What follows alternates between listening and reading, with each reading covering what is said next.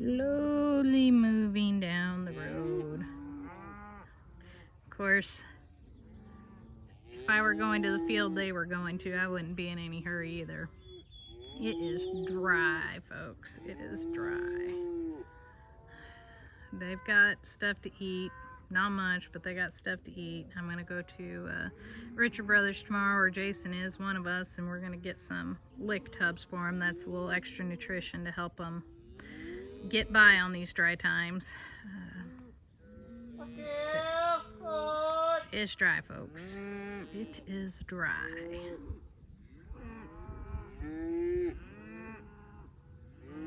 It's a beautiful night, though. Pretty clouds. Maybe they'll have some rain in them.